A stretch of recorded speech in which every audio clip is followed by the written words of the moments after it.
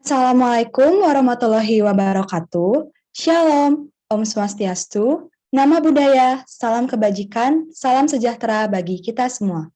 Selamat pagi teman-teman semuanya. Selamat datang di acara Ski Diving atau Skill Development for Industrial Engineering yang berjudul Self-Confident as the Beginning of Life. Sebelumnya, perkenalkan nama saya Eliana Vera, mahasiswi Teknik Industri UNS Angkatan 2021.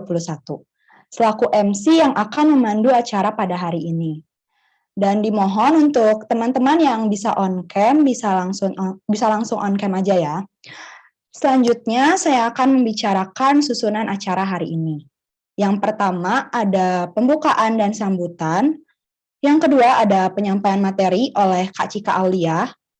Yang kedua ada yang ketiga ada sesi diskusi dan tanya jawab.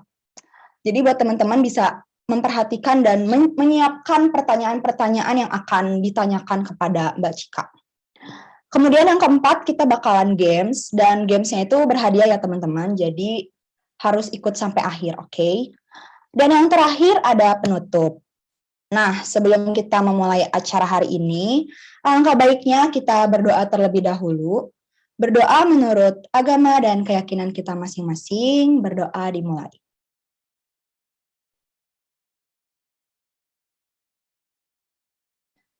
Amin, berdoa tidak pernah usai. Melangkah ke acara pertama, yaitu ada sambutan dari penanggung jawab ski diving pada hari ini. Kepada Mas Rudolf, saya persilakan. Oke, selamat pagi semuanya teman-teman yang hadir di Zoom hari ini. Terima kasih yang udah nyempetin waktunya buat datang dan nyimak ski diving hari ini. Semoga ada manfaat yang bisa teman-teman bawa nanti setelah dari acara ini. Buat teman-teman panitia juga terima kasih, teman-teman pengimut yang udah nyiapin. Semoga acara hari ini berjalan lancar dan mohon maaf juga kepada teman-teman peserta kalau dari keberlangsungannya ada kekurangan atau apa. Terima kasih, itu aja. Selamat pagi semua, aku balikin ke Elia. Baik, terima kasih atas sambutannya, Mas Rudolf. Lalu selanjutnya kita akan memasuki acara yang kedua, yaitu penyampaian materi oleh Kak Cika Aulia yang akan dimoderatori oleh Mbak Chandrika. Halo Mbak Chandrika, apakah Mbak Chandrika sudah siap? Halo, udah. Baik, kepada Mbak Chandrika, waktu dan layar saya persilakan. Oke, terima kasih MC atas waktunya. Selamat pagi teman-teman teknik industri. Perkenalkan, aku Chandrika Dewi dari Angkatan 2020 yang akan menjadi moderator di ski diving pagi hari ini. Nah, teman-teman, walaupun ini weekend ya, tapi kita tetap produktif nih untuk ikutan ski diving buat menambah insight kita. Teman-teman di sini pasti udah tahu ya, kita hari ini akan membahas topik apa, sesuai dengan judulnya, yaitu Self-Confidence as the Beginning of Life. So, kita hari ini akan membahas mengenai self-confidence atau kepercayaan diri. Jadi, percaya diri itu penting banget ya, teman-teman, untuk memulai sesuatu. Dan kita hari ini akan kedatangan pembicara yang handal di topik tersebut. Pasti teman-teman juga udah ada yang lihat di poster siapa pembicara kita hari ini. Nah, sekarang aku mau bacain dulu profile description dari pembicara kita hari ini. Untuk kakak panitia boleh bantu untuk share screen.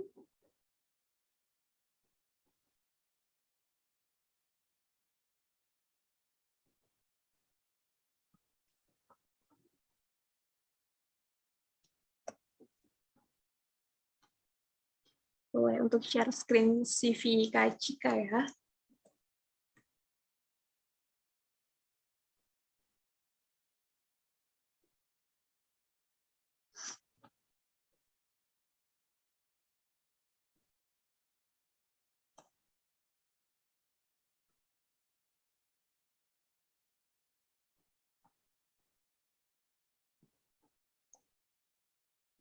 Oke, kakak panitia boleh dibantu untuk share CV dari Kak Cika-nya. Oke, nah ini dia pembicara kita hari ini yaitu Kak Cika Aulia. Teman-teman bisa lihat ya, Kak Cika Aulia adalah seorang lulusan psikologi dari Universitas Gadjah Mada. Kak Cika juga seorang professional public speaker dan mental health enthusiast. Boleh di-scroll ke bawah. Oke, teman-teman bisa lihat. Mulai ke bawah lagi. Nah, Kak Cika juga punya banyak banget work experience-nya, jadi kita nggak salah ya teman-teman untuk undang Kak Cika ke sini untuk berbagi materi ke kita. Nah, mungkin itu aja sedikit profile dari Kak Cika. Pasti teman-teman juga udah nggak sabar untuk ketemu Kak Cika langsung. So, langsung aja kita panggilkan ya Kak Cikanya. Halo Kak Cika, apa udah ada di ruang? Oke. Halo Cantika, selamat pagi teman-teman. Oke, gimana nih kabar Kak Cika? Kabarnya luar biasa baik nih, agak sendu-sendu dikit karena kebetulan di Jogja lagi hujan ya teman-teman. Oh iya, sama nih Kak, di sini juga lagi hujan. Oke, Kak Cika lagi sibuk apa nih? Sekarang sih lagi mau nyiapin buat profesi tahun depan insya Allah, terus sama lagi ngelola ada bisnis di Jogja, Chandrika, ada bisnis resto di Jogja. Teman kalau main ke Jogja boleh ya mampir sini nanti. Wah, boleh tuh teman-teman bisa mampir ke tempat Kak Cika ya. Oke, Kak Cika, karena teman-teman juga udah nggak sabar langsung ke sesi Kak Cika, jadi boleh aja dimulai Kak Cika sekarang. Time is yours, Kak Cika. Oke deh, kalau gitu terima kasih banyak Chandrika yang tadi sudah membantu memperkenalkan saya terlebih dahulu. Sebelumnya, halo teman-teman, selamat pagi menjelang siang semuanya. Apa kabar? Boleh dong muncul di kolom chatnya, aku pengen kenalan nih satu-satu. Gimana teman-teman kabarnya pagi hari ini?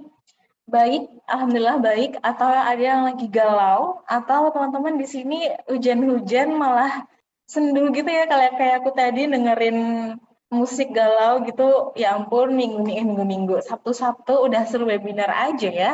Hai Kak Cika, baik banget Kak. Baik, alhamdulillah baik. Kedinginan Kak, oke, nggak apa-apa, selimutan kalau gitu ya, jangan minta peluk dok.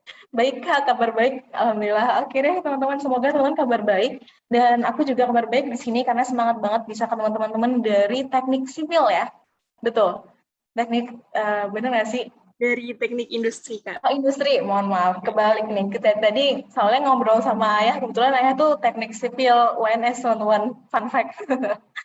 Terus teknik industri ya, oke, teknik industri UNS di sini ketemu sama teman-teman for the first time, alhamdulillah senang banget dan semoga acara kita pada pagi hari ini bisa mengobati kegalauan teman-teman ya kalau misalnya kabarnya lagi nggak baik. Kebetulan aku lagi di Jogja nih teman-teman, adakah yang lagi di Jogja atau semuanya sekarang lagi di Solo nih? Semester berapa sih teman-teman? Kebetulan kita nih kayaknya nggak jauh beda nih umurnya, kita masih satu periode gitu teman-teman. Kalau misalnya teman-teman mengalami lagi di Solo Kak, oke deh, aku tuh sering banget loh kalau gabut tiba-tiba nyetir sampai Solo main gitu sama temanku. Di Bogor Kak, oke teman-teman di Jogja, ayo ya di temannya.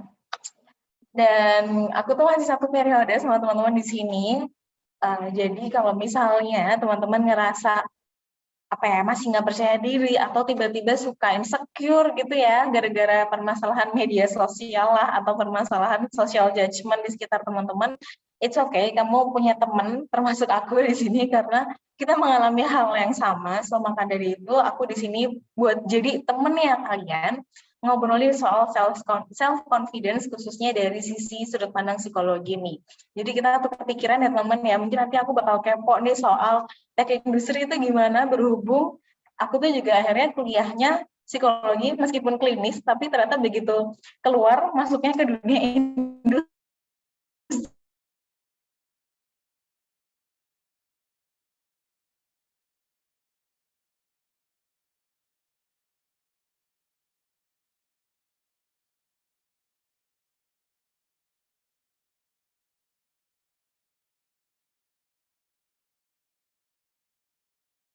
Halo, Kak Cika. Pada kesempatan pagi hari ini kita bakal banyak ngobrol nih soal yang namanya self confidence. Wah, ngomongin self confidence itu sebenarnya gimana sih? ada nggak sih yang tahu ciri-ciri orang percaya diri itu yang gimana ya kira-kira? Boleh coba nih muncul di kolom chatnya. Ciri-ciri orang pede itu gimana sih Kak? Contoh, berani ngomong di depan umum mungkin. Atau ciri-ciri orang pede itu berani bercanda gitu di depan teman-temannya banyak. Atau ciri-ciri orang pede itu yang percaya pada diri sendiri. Ini namanya deskripsi ya. Kayak Kak Cika, kayak aku gimana? Padahal aku tuh sering juga loh namanya insecure. Nggak peduli apa kata orang, benar. Terus abis itu berani ngomong sama dosen. Nah ini juga benar loh teman-teman. Berani ngomong sama orang lain itu juga termasuk ciri orang percaya diri loh sebenarnya. Jadi yang namanya pede itu nggak muluk-muluk, nggak harus tentang bisa personal branding, nggak harus tentang bisa jadi seorang pemimpin gitu, nggak harus tentang perfect di mata seseorang misalnya.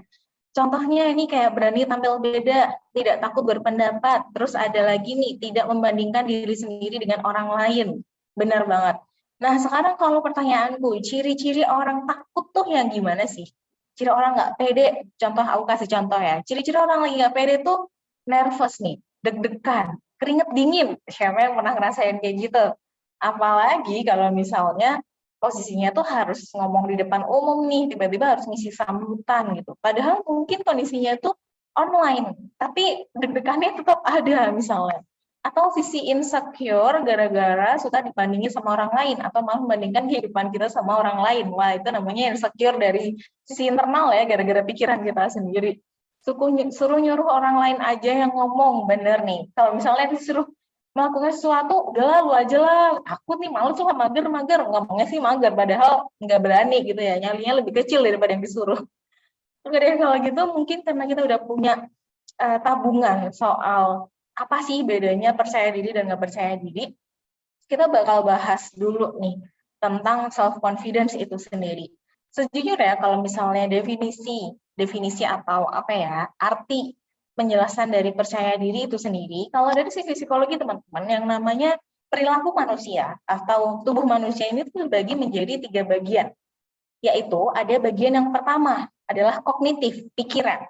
Bahasanya adalah kognitif, pikiran. Yang kedua adalah perasaan atau afektif, dan yang ketiga adalah konatif atau perilakunya, yang apa ya, gesturnya gitu ya dari perilakunya. Jadi ada 3 sisi nih, ada 3 bagian dari tubuh manusia, ada sisi pikiran, perasaan, dan perilakunya. Nah, self-confidence ini ada di mana sih? Self-confidence ini tuh ada di perilakunya.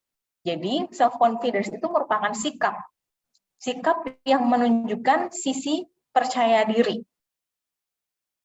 Dan self-confidence ini didapatnya dari mana nih? Didapatnya dari pikiran tentunya teman-teman. Karena perilaku itu tidak bisa muncul ketika nggak ada pikiran atau peran yang memerintah dia. Jadi kayak kan otak kita nih sebagai sumber di mana kita bisa berperilaku, bagaimana akhirnya anggota tubuh kita tuh bisa bergerak. Kan otaknya di kepala ya, kan apa sih namanya, mesin utamanya ini ada di otak kita nih. Perintahnya semua berawal dari otak kita. Nah, self-confidence ini, percaya diri itu bisa keluar. Sikap percaya diri ini bisa keluar kalau ada perintah di kepala kita dan ada sebuah mindset di kepala yang nyuruh perilaku kita untuk menunjukkan sisi percaya diri. Namanya self-efficacy atau efikasi diri. Efikasi diri ini adalah pemikiran atau kepercayaan diri kita bahwa upaya yang akan kita lakukan ini akan berhasil. Jadi, self-efficacy ini tuh sebetulnya merupakan mindset, merupakan sebuah pola pikir yang harus ditanamkan terlebih dahulu sebelum teman-teman melakukan sesuatu. Jadi teman-teman tuh di pikiran harus berpikir dulu, berhasil kok, tenang aja, berhasil kok. Kalau salah ya udah tinggal benerin. Tapi daripada teman-teman kehabisan waktu untuk berpikir, mendingan langsung cobain aja, ya kan? Kalau misalnya nih aku pernah ditanya kan, kamu pilih kepedean atau minder? Kalau Cika pilihnya kepedean. Kenapa sih? Walaupun kepedean itu juga sebenarnya sebuah notabene yang nggak baik ya. Kepedean tuh kadang-kadang tuh juga menimbulkan masalah gitu. Tapi daripada minder, mendingan kepedean. Karena kalau kepedean terus salah, tinggal diperbaiki. Sedangkan kalau minder, kita tuh udah kehabisan banyak waktu untuk berpikir yang mana ujung-ujungnya biasanya nyesel. Yang mana ujungnya biasanya, kenapa aku nggak kayak gini ya? Atau mungkin ketika akhirnya teman-teman tuh melihat orang lain yang berhasil, aku tuh sebenarnya bisa, cuman kemarin gini aja, denial gitu. Jadi sebenarnya kalau disuruh milih antara minder dan kepedean, mendingan kepedean aja, karena kalau salah tinggal diperbaikin. Sesimpel soalnya teman-teman bisa mengambil banyak kesempatan yang serupa nantinya, sehingga teman-teman tuh terus improve. Dan itu adalah sebuah sangu gitu ya, sebuah bekal di mana ketika teman-teman pengen menunjukkan sikap percaya diri, harus punya itu dulu deh, harus punya yang namanya efikasi diri atau kepercayaan dalam pikiran kita bahwa usaha yang akan kita lakukan ini akan berhasil. Sehingga membentuk yang namanya self-esteem atau harga diri. Benar nggak? Ketika teman-teman udah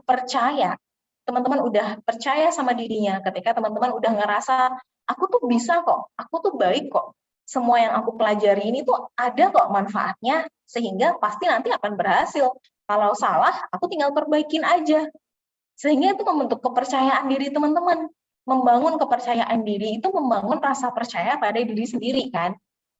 Dan membangun harga diri, yang namanya harga, yang namanya price, yang namanya merek, yang namanya brand, itu pasti ada sisi trust-nya nggak sih? Nggak mungkin nih teman-teman pakai iPhone sekarang kalau teman-teman nggak percaya bahwa iPhone itu akan menjadi gadget yang membantu teman-teman. Nggak mungkin teman-teman sekarang pakai Android, teman-teman pakai laptop misalnya mereknya Apple atau misalnya mereknya Lenovo nih.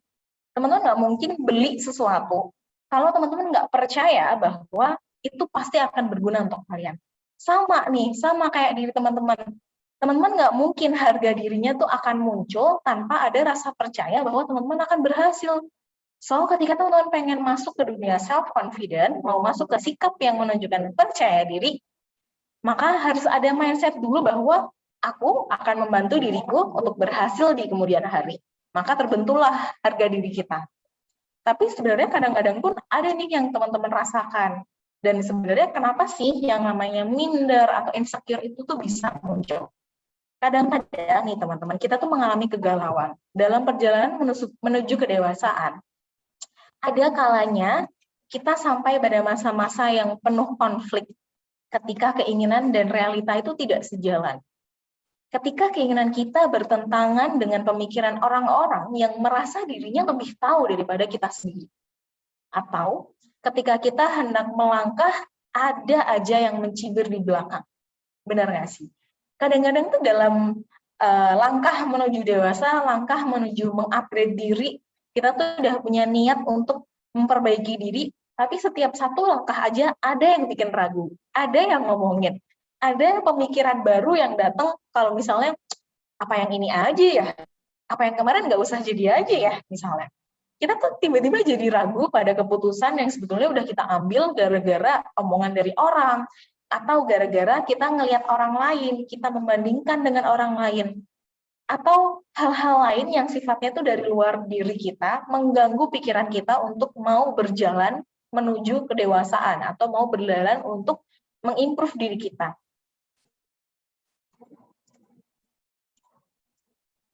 So, how does your insecurity come sebenarnya? Sebenarnya datangnya itu dari mana sih? Kalau misalnya kita udah tadi ngelihat nih, udah mulai menyadari bahwa iya sih, Kak, kadang-kadang tuh ketika aku mau mengimprove diriku, udah ada tuh niat dari internal ya kan, niat dari dalam diri. Tapi itu gangguannya malah dari luar, yang mana jadinya mengganggu diri kita sendiri.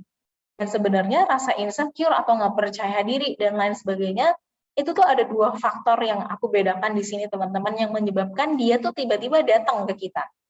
Pertama, faktor internal dan faktor eksternal. Kita bahas dulu nih yang internal.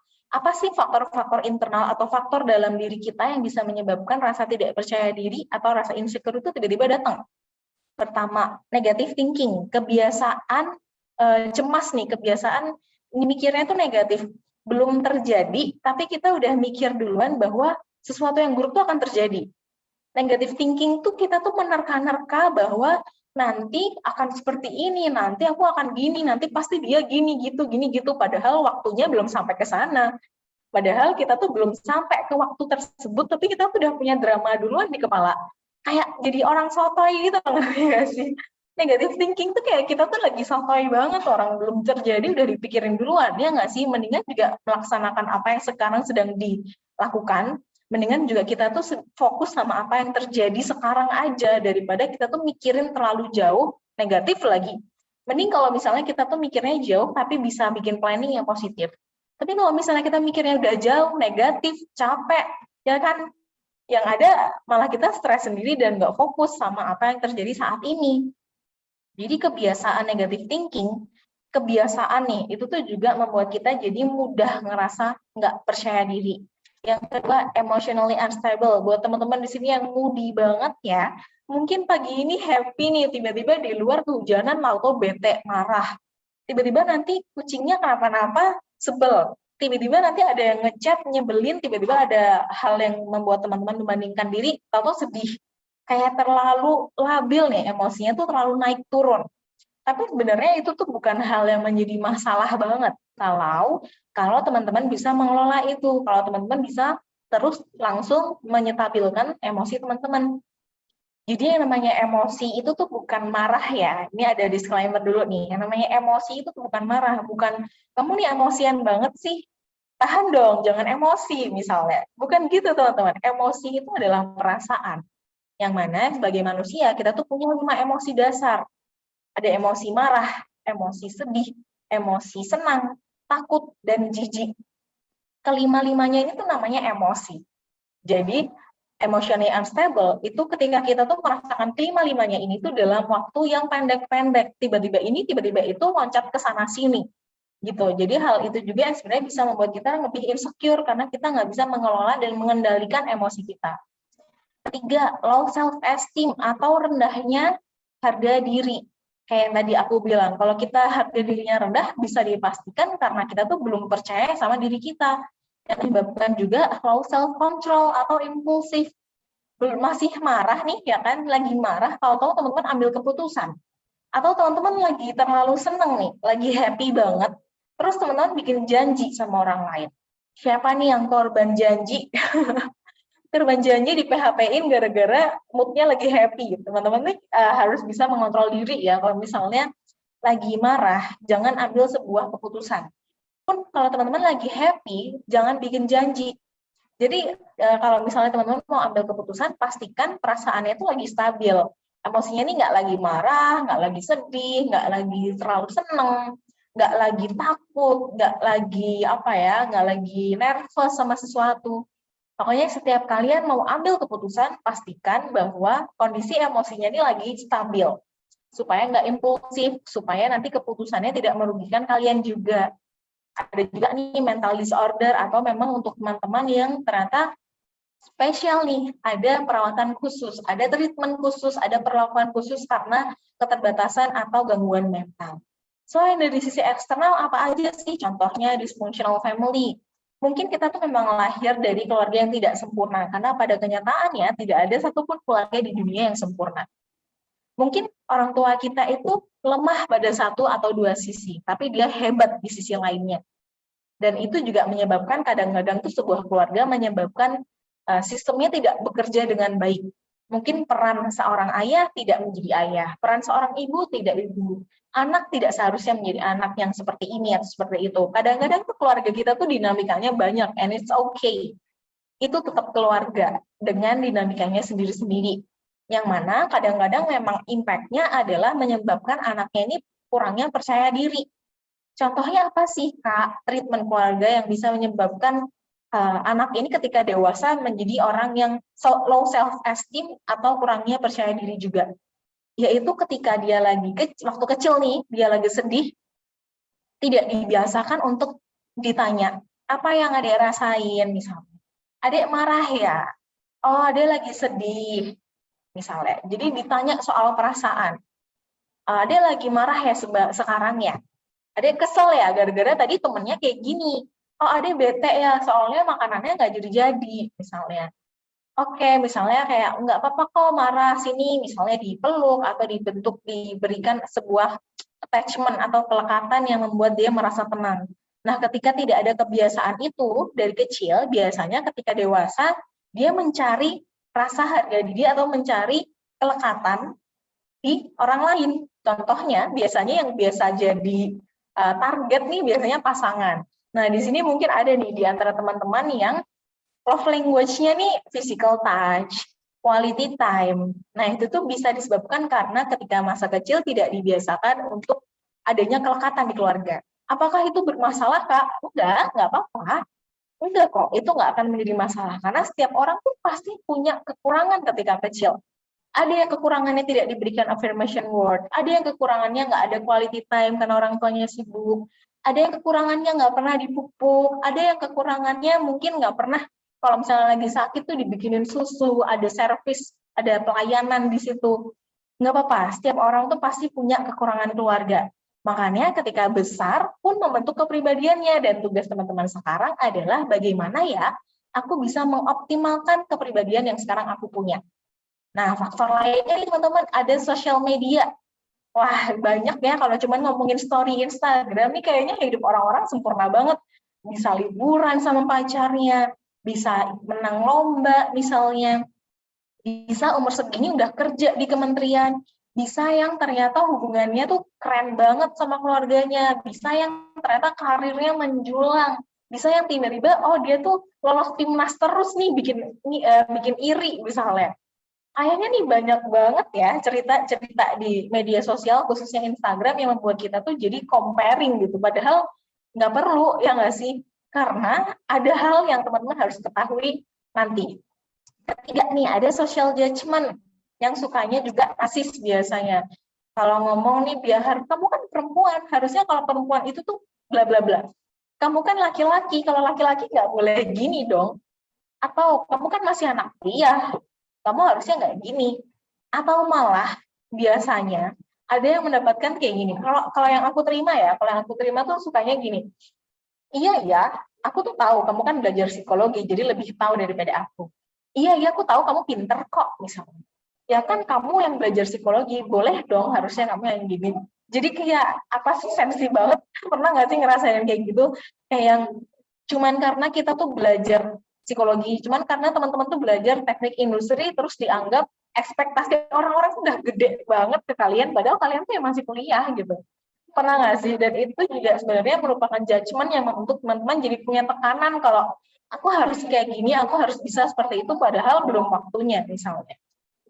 Ada juga traumatic event, atau ketika pertumbuhan teman-teman, masa pertumbuhan teman-teman, ketika usia teman-teman dari kecil sampai sekarang, ada hal-hal traumatis atau kejadian-kejadian traumatis yang membekas di dalam pikiran teman-teman, sehingga itu membuat teman-teman merasa takut ketika menghadapi suatu kondisi yang tidak nyaman. Gitu. Dan what do you really feel sebenarnya? Kalau misalnya teman-teman lagi nggak pede, yang sebetulnya teman-teman rasakan itu adalah kecemasan, yaitu emosi yang tidak menyenangkan, rasa takut, rasa tertekan. Biasanya nih saking cemasnya bisa disertai gemetar karena mengeluhkan bahwa sesuatu yang buruk akan terjadi. Mengeluhkan bahwa sesuatu yang buruk akan terjadi. Contohnya penolakan. Nggak ada orang yang suka ditolak, pasti. Nggak ada orang yang seneng yang sama namanya penolakan. Nggak ada bahkan orang yang minta ditolak, gitu kan. Tapi yang ada adalah orang yang bisa menerima penolakan. Memang kadang-kadang penolakan tuh nggak enak, tapi ada orang yang bisa nerima, ada yang enggak. Nah, teman-teman yang mana nih? Kalau misalnya teman-teman ngerasa nggak bisa menerima penolakan, mari kita koreksi lagi, mari kita membuka hati lebih lebar lagi, karena kadang-kadang dunia itu isinya nggak cuma keinginan teman-teman, ya nggak? Kadang-kadang kita tuh nggak bisa melakukan semua hal yang kita suka. Kadang-kadang kita juga nggak bisa mendapatkan semua hal yang kita suka, dan kadang-kadang juga itu membuat kita ngerasa nggak pede. Karena harapan-harapanku tuh jadi nggak tercapai gitu misalnya, atau mungkin ekspektasiku tuh berubah gara-gara adanya penolakan di situ. Kita tuh sudut pandangnya bisa tiba-tiba berubah gara-gara menerima penolakan contohnya. Terus apa sih yang perlu dilakukan? Ini yang tadi aku sebutin ya, self-efficacy, yaitu keyakinan dalam diri bahwa sesuatu yang dilakukan akan berhasil, dan berasal dari bagaimana persiapan diri kita dan persepsi dalam menghadapi situasi. Ya, nanti yang tadi aku sempat mention teman-teman, yang perlu kita tanamkan di sini adalah self-efficacy atau keyakinan dalam pikiran, keyakinan dalam diri bahwa ini akan berhasil. Nah, self-efficacy sendiri ini, itu tuh ada makanannya. Gimana caranya ngasih makan self-efficacy? Caranya adalah persiapan diri dan mengubah persepsi. Kalau misalnya teman-teman nervousnya atau nggak pedenya gara-gara maju di depan umum, maka teman-teman harus persiapan, teman-teman belajar ngomong, teman-teman memahami materinya. Bentuk persiapan yang membuat kalian tuh jadi pede, soalnya kalian udah tahu. Terus kalau misalnya rasa takutku tuh sama masa depan gimana Kak? Aku ragu banget nih masa depanku bakal cerah atau enggak, atau tiba-tiba kelam lagi di umur 50 amit-amit ya misalnya. Itu gimana dong? Maka balik lagi ke persiapan dari umur sekarang. Coba sekarang lakukanlah hal-hal yang tidak membuat masa depan kalian tuh jadi terusik. Kalian kan mungkin udah kepikiran ya, umur sekian aku pengen ini, umur sekian aku pengen itu. Atau mungkin teman-teman yang belum kepikiran, maka dipikirkan sekarang supaya teman-teman bisa tahu nih, setiap harinya aku harus gimana, atau setiap dalam perjalanan langkahku nih aku harus gimana. Jadi kita nggak bisa teman-teman hidup itu cuman go with the flow, atau cuman ngalir doang. Kayak ikan mati doang jadinya kalau misalnya cuman ngalir, nggak ada arahnya. Jadi teman-teman sekarang harus mulai bikin arah, harus mulai bikin tujuan akhir supaya kita tahu setiap langkahnya mau kemana. Dan biar kita juga nggak minderan orangnya. Ada 3 hal yang perlu teman-teman ketahui di sini ketika teman-teman mau menghadapi namanya insecure atau nggak pede. Pertama, don't compare. Yang kedua, know yourself more. Dan yang terakhir adalah think a bigger thing. Masih ada pikiran atau masih ada hal-hal yang lebih besar daripada rasa khawatir teman-teman. Dan jangan lupa embrace yourself. Rangkul diri teman-teman, rangkul semua perasaan yang teman-teman hadapi. Tidak ada perasaan yang salah. Ada reminder di sini, tidak ada perasaan yang salah. Marah itu tidak salah, kecewa itu tidak salah. Yang menjadi salah adalah ketika marahmu merusak atau merugikan dirimu atau orang lain. Dan seharusnya tentang menyampaikan perasaan, tentang menyampaikan rasa marah, menyampaikan rasa kecewa, itu tidak diakhiri dengan sebuah argumen. Nah, hati-hati nih kalau milih teman curhat ya teman-teman. Kalau kalian curhat sama seseorang ketika kalian tuh cerita, aku tuh sedih, aku tuh marah, aku tuh kecewa. Tapi diakhiri dengan argumen, kamu nggak harusnya gini, kamu nggak harusnya gitu, berarti salah tempat curhat. Karena seharusnya ketika teman-teman menyampaikan perasaan, tidak diakhiri dengan argumen. Seharusnya ketika teman-teman menyampaikan perasaan, yang terjadi adalah didengarkan. Kalian merasa tenang dan didengarkan. Jadi kalau teman-teman ngerasa, aku curhat nih, tapi kok jadinya malah eyel-eyelan ya, jadinya malah dia yang ngeyel, malah dia yang nyeramahin aku. Wah, berarti salah tempat curhat tuh. Ayo kita cari tempat curhat yang lain ya. Next nih, don't compare. Apa sih don't compare gimana? Everyone have their own struggle. Teman-teman tahu dulu nih, yang tadi aku sempat mention ya, kita ngomongin sosial media, kita ngelihat kehidupan orang lain ini kayaknya sempurna banget. Padahal everyone have their own struggle. Dia tuh punya struggle kehidupannya sendiri. Dan yang kedua, adanya individual differences, teman-teman, perbedaan individu. Everyone have their own struggle. Setiap orang itu sedang berjuang untuk kehidupannya, yang kita tidak pernah benar-benar mengerti. Yang kita tahu, cuman sosial medianya, cuman story 15 detiknya. Nggak tahu kan, 23 jam, sekian ratus detiknya itu dia kenapa. Jadi, jangan langsung ambil kesimpulan cuman gara-gara dari story Instagram, teman-teman. Dia tuh punya struggle-nya sendiri. Dia tuh ada yang lagi diperjuangkan, tapi kalian nggak tahu yang mana ketika teman-teman tuh akhirnya switch gitu ya, switch kehidupannya, belum tentu loh teman-teman bisa menghadapi kayak dia. Belum tentu, teman-teman. Setiap orang tuh sedang berjuang untuk kehidupannya yang kita tidak pernah benar-benar mengerti. Yang kedua, teman-teman juga harus paham bahwa ada yang namanya perbedaan individu. Tidak hanya soal SARA aja yang beda, tapi kita tuh juga punya perbedaan pendidikan keluarga, punya perbedaan pengalaman masa kecil, punya perbedaan pola berpikir, punya cara penyelesaian masalah yang berbeda, punya keterampilan komunikasi yang berbeda, punya sudut pandang dan trauma yang berbeda. Jadi yang berbeda tuh gak cuman suku, ras, agama, dan antar golongan aja. Jadi kalau teman-teman ngelihat lagi diskusi nih, lagi kerja kelompok, si A ini anaknya vokal banget sih, si B ini anaknya males banget sih, ini si C ini sukanya nyunda-nyunda pekerjaan deh, atau si D ini nggak bisa ngomong deh, yang presentasi harus aku terus. Nggak apa-apa, karena mereka tuh punya latar belakang yang membuat mereka menjadi orang yang kayak gitu. Kadang-kadang kita tuh nggak bisa terus-terusan menuntut orang lain harus melakukan tugasnya. kadang-kadang di momen tertentu teman-teman juga harus mau mengerti bahwa ada alasan seseorang melakukan sesuatu. Ada alasan seseorang terbentuk sebuah kepribadian untuk dia. Mungkin cara berpikir dia memang beda sama kita. Mungkin cara dia belajar beda sama kita. Mungkin kehidupannya memang beda sama kita. Mungkin rezeki orang tersebut beda sama kita, beda tempat. Ketika orang lain diberikan rezeki dari sisi finansial, kita diberikan rezeki dari sisi kesehatan. Ketika orang lain punya rezeki dari sisi keluarga, mungkin kita punya rezeki dari sisi punya keluarga, misalnya punya anak yang sehat, punya pendidikan yang bagus. Mungkin orang lain tuh finansialnya oke banget, tapi dia sakit terus misalnya.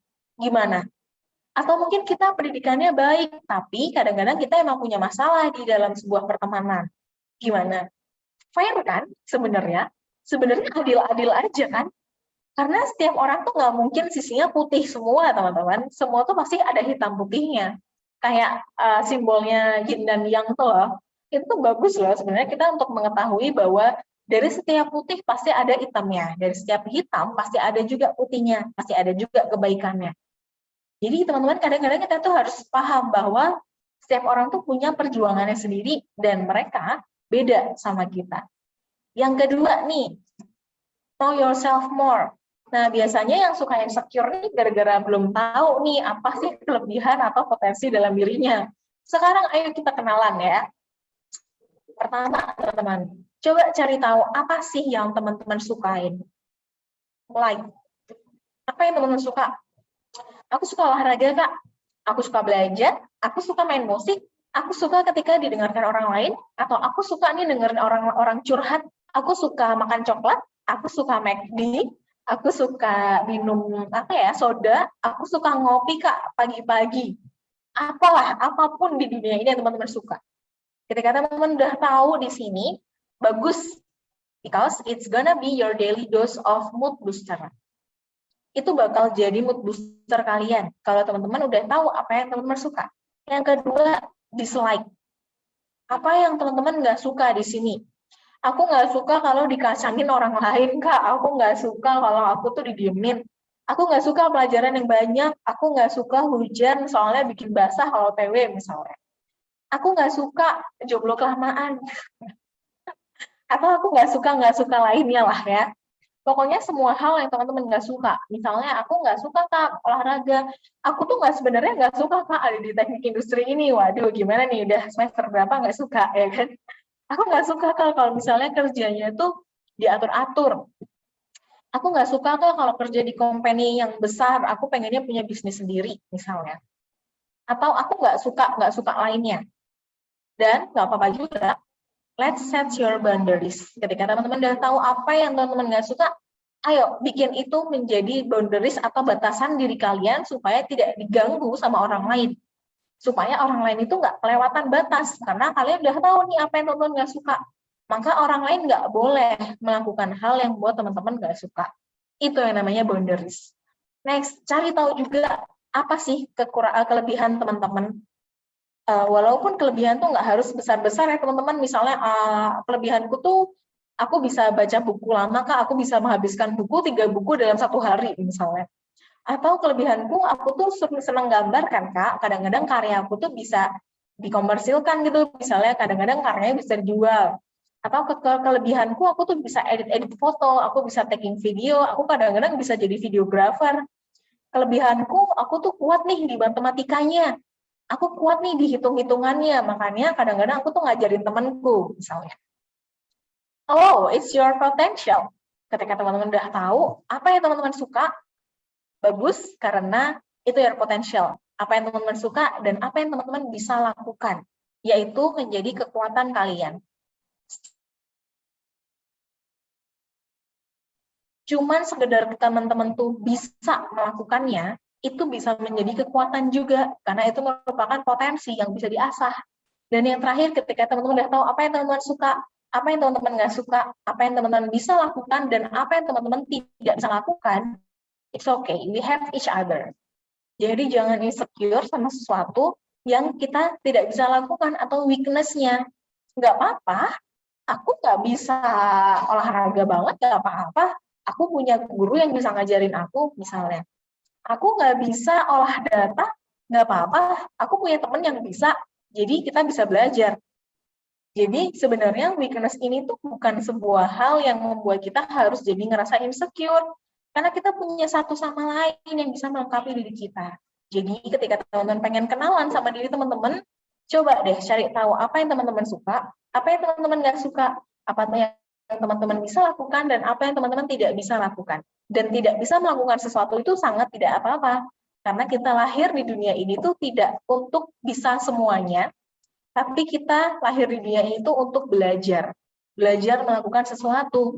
Ketika itu tidak berhasil, ya kita belajar lagi atau belajar yang lain. Jadi jangan insecure gara-gara kekurangan teman-teman ya, karena we have each other yang selalu bisa ngajarin dan menerima. So, what are you really afraid of? Apa sih yang sebenarnya teman-teman takutin? Coba nih muncul dong di chatnya sekarang. Apa sih yang teman-teman takutin? Mana nih suaranya nih, suara lagi kan chatnya nih, mana nih yang katanya insecure, mungkin takut apa? Takut kesalahan, takut pandangan dari orang lain. Oke. Apalagi nih, takut nggak ada teman. Iya loh, fun fact-nya semakin teman-teman dewasa tuh semakin kalian kehilangan teman. But it's a good news sebenarnya. Kenapa? Karena kalian tuh kadang-kadang hanya butuh 1 atau 2 teman yang selalu ada, bukan banyak teman yang cuma ada ketika lagi senang.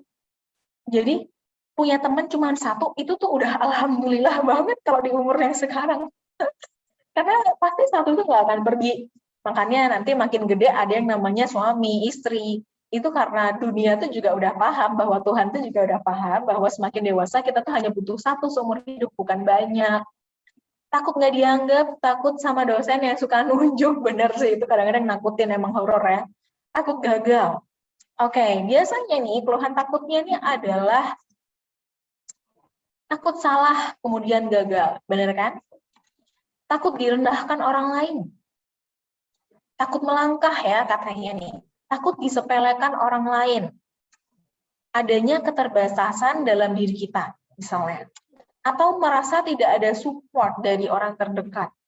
Ya, kadang emang hal-hal ini tuh bikin kita jadi takut, teman-teman. Bikin kita tuh jadi ragu mau ngelangkah.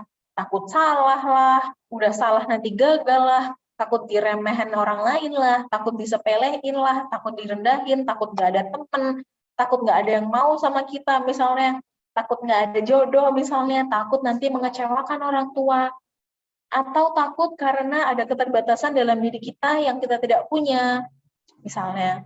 Maksudnya ada keterbatasan dalam diri kita yang kita punya sehingga kita tidak punya kelebihan tersebut. Atau ngerasa nggak ada support dari orang-orang terdekat. Iya, memang benar hal-hal ini tuh bikin kita takut. Tapi gimana dong, Kak? Dan yang teman-teman bisa lakukan di sini sebetulnya adalah nih, yang kayak aku bilang, think a bigger thing ya.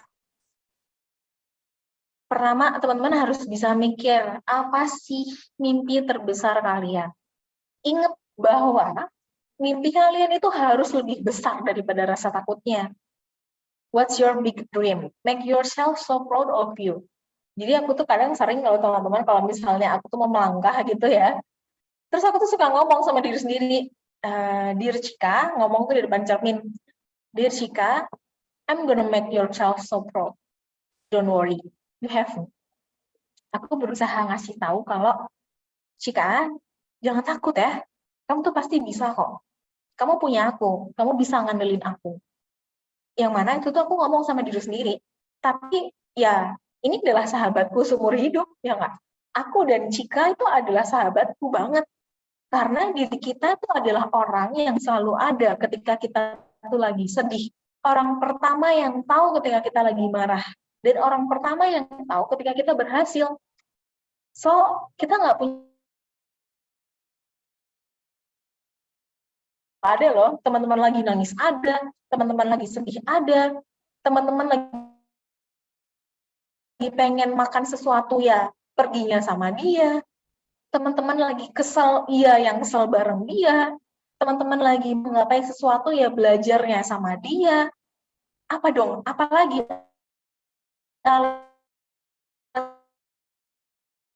nggak mau membanggakan si dia ini, si orang yang selalu ada dalam diri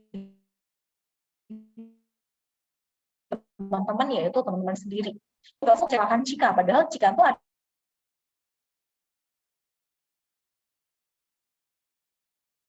adalah aku tuh lagi nangis, yang ngusap nangis itu adalah Cika. Ketika aku lagi marah, yang ngasih aku mood booster, yang beliin aku coklat adalah Cika. Ketika aku lagi capek, yang nyuruh istirahat Cika. Yang bisa bikin tidur Cika. Apalagi dong alasan untuk membuat diri teman-teman tuh jadi nggak bangga sama kalian sendiri. Make yourself so proud. Bikin aku tuh berusaha membuat si Cika ini bangga sama aku. Dan yang kedua, when everyone bring me down, what they say about me is a reflection of what they really feel about themselves. Ketika sebenarnya kalian atau di luar sana nih orang-orang suka ngatain kalian nih, suka ngomongin di belakang. Misalnya aku nih, Cika nih orangnya sebenarnya nggak kayak gitu, Cika nih orangnya rese banget, dia tuh gini, dia tuh gitu. Kalau orang-orang yang pintar, dia tuh bisa mikir, kenapa sih nih orang hobinya gosip mulu? Jadi sebenarnya ketika orang tuh lagi ngomongin di belakang, mereka tuh lagi nunjukin siapa dirinya, mereka tuh lagi nunjukin, hey ini loh aku yang sukanya gosipin orang-orang. Hey ini loh aku yang sukanya julid. Hey ini loh aku yang sebenarnya nggak punya apa-apa, punyanya cuma ngomongin orang aja. Ya karena apa yang mereka katakan tentang kalian itu sebenarnya nggak penting. Orang-orang yang pintar tuh bisa lihat dan bisa menilai bahwa poin itu bukan apa yang dibilangin, tapi kenapa ya tuh orang hobinya gitu mulu. Akhirnya ketika dia masuk ke dunia yang lebih luas lagi, ketika masuk ke dunia pekerjaan, aku yakin banget orang-orang yang kayak gitu tuh biasanya nggak dapet trust. Karena semakin dewasa kita punya pemimpin nanti, kita punya pimpinan, punya atasan, mereka tuh lebih pintar dari kita biasanya. Jadi mereka tuh bisa lihat bawahnya tuh dengan helikopter view atau pandangan yang objektif bahwa ya biasanya orang-orang yang suka yang ngomong di belakang, orang-orang yang sukanya tuh cuman gosip doang, itu tuh karirnya nggak naik-naik, soalnya mereka tuh heboh ngomongin orang lain, tapi akhirnya tuh lalai dalam memperbaiki dirinya. Jadi nggak usah khawatir ya sama orang-orang kayak gitu tuh nggak penting teman-teman.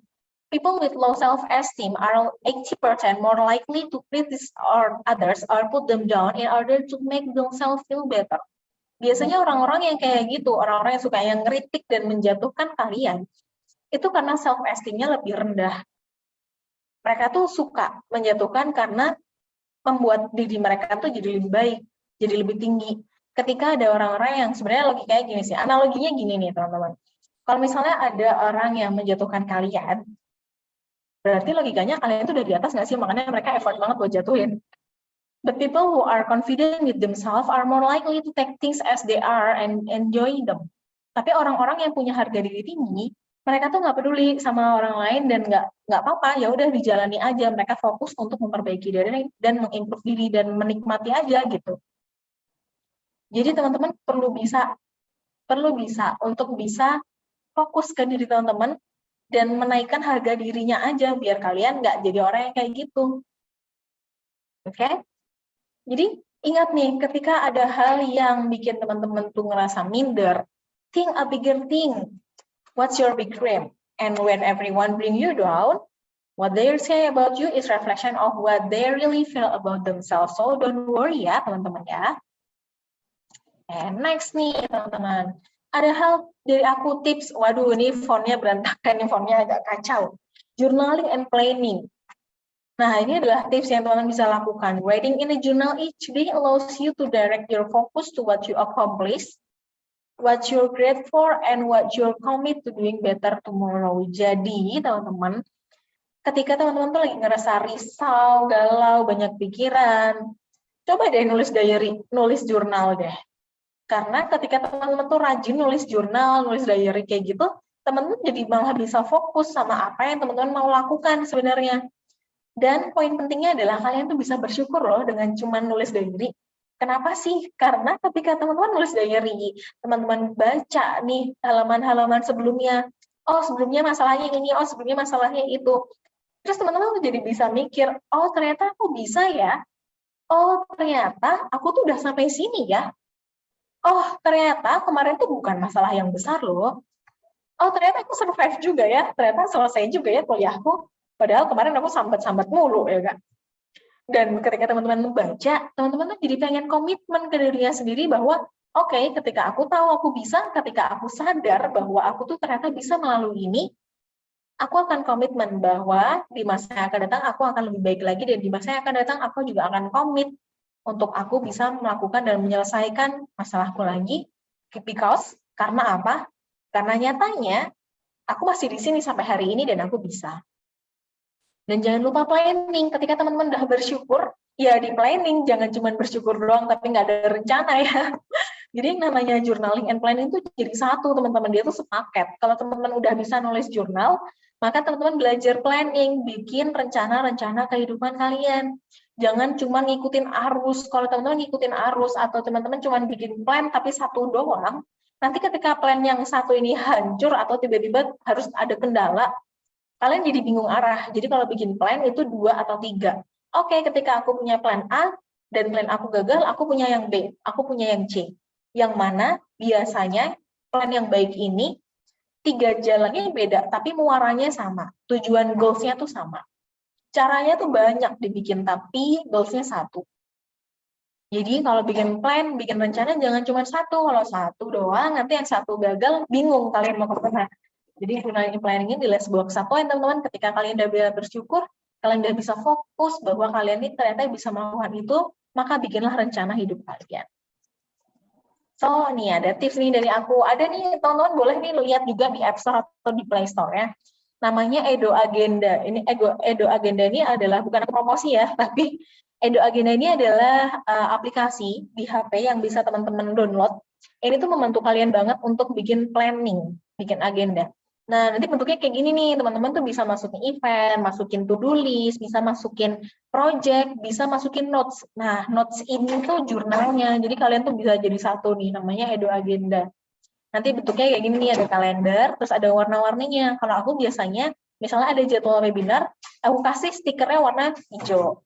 Kalau ada jadwal kuliah, aku kasih warna kuning. Kalau ada jadwal meeting, misalnya kerjaan, aku kasih warna biru.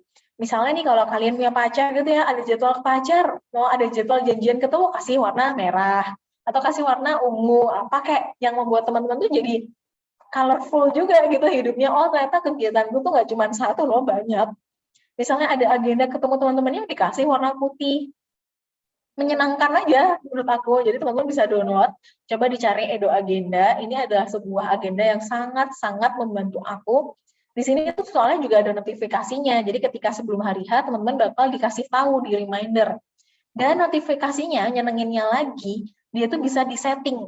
Boleh disetting 5 hari sebelumnya, disetting 2 hari sebelumnya, disetting 15 menit sebelumnya, disetting 1 jam sebelumnya. Atau mau nyetingnya bareng-bareng, aku biasanya gitu. Jadi nyetingnya 3 hari sebelumnya, 1 hari sebelumnya, dan 1 jam sebelumnya. Jadi aku diingetin 3 kali, biar apa? Biar aku nggak lupa, berhubung aku tuh menyadari bahwa kekuranganku adalah pelupa. Jadi cara aku mengatasi pelupa aku adalah dengan membuat agenda. Soalnya kadang-kadang kalau aku bikinnya tulisan gini tuh suka kececer. Udah aku tempel di kamar, tapi nyatanya nggak kebaca. Sedangkan kalau HP itu adalah benda yang aku bawa kemana-mana kan.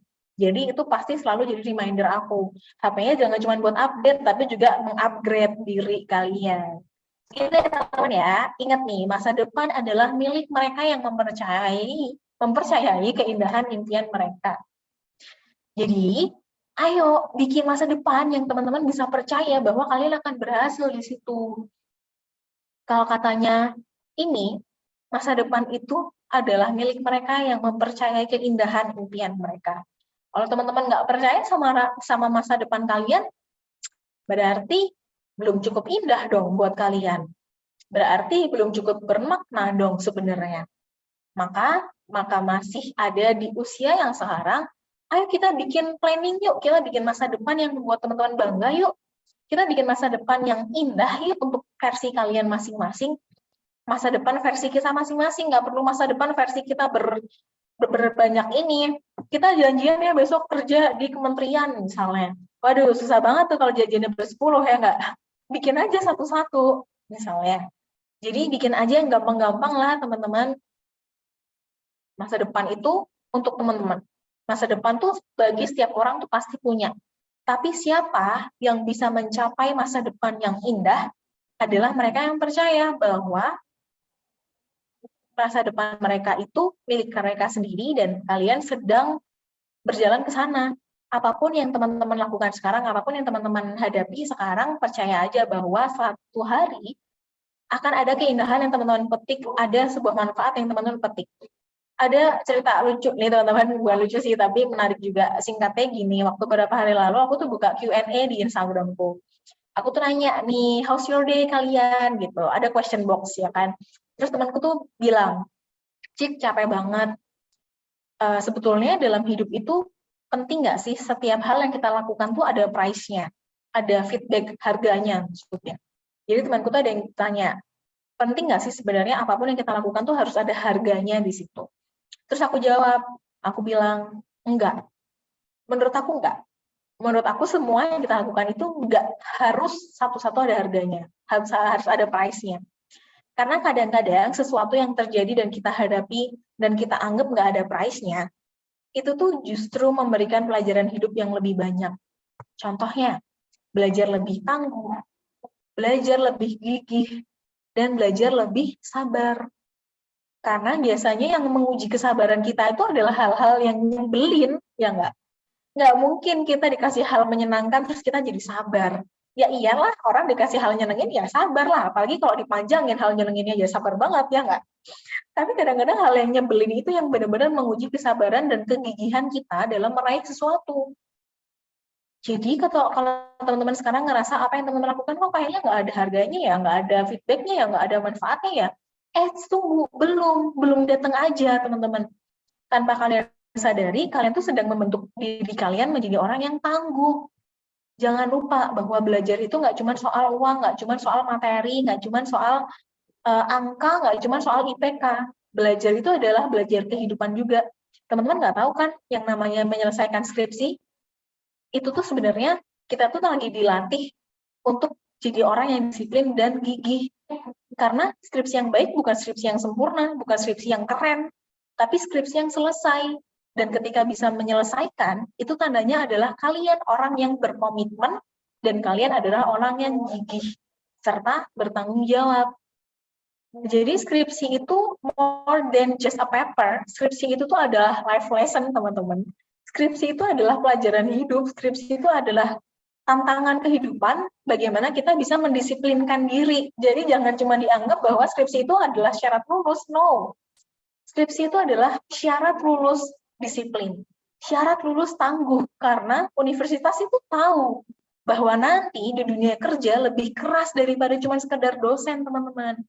Ketika masuk ke dunia karir nanti, tugasnya itu nggak cuma sekedar paper yang akan dikoreksi. Karena universitas itu tahu bahwa kalian harus dibentuk menjadi orang yang gigih, tangguh, bertanggung jawab, dan berkomitmen dengan lewat apa? Dengan sarana skripsi.